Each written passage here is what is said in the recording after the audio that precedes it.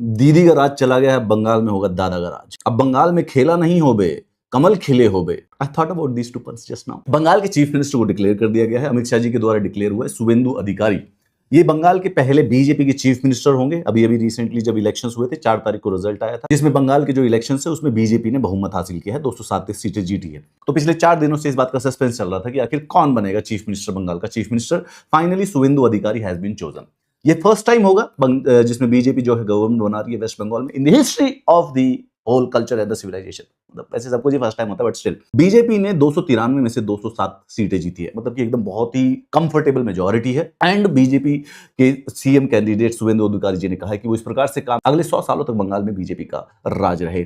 Leader rooted in Bengal language, victory of trust, vision and vikas. कल कोलकाता के brigade parade ground पर उनकी शपथ ग्रहण समारोह होगा। शुवेंदु अधिकारी ने ममता बनर्जी को उनके ही सेफेस्ट स्ट्रॉन्ग होल्ड भवनीपुर में भी एमएलए की जो टिकट थी उनके अगेंस्ट खड़े हुए थे उसमें हरा दिया। 2 सीटों से जीते थे, नंदीग्राम और भवनीपुर, उसमें से एक उनको खाली करनी पड़ेगी। सबसे कमाल की बात यह है कि पहले बहुत ही क्लोज एड थे, मित्र थे ममता बनर्जी के। 2007 की जो नंदीग्राम एजिटेशन थी उनके लीडर भी यही थे। 2011 में जो टीएमसी की जीत हुई थी लेफ्ट के ऊपर, उसके भी इंपॉर्टेंट कंट्रीब्यूटर शुवेंदु अधिकारी थे।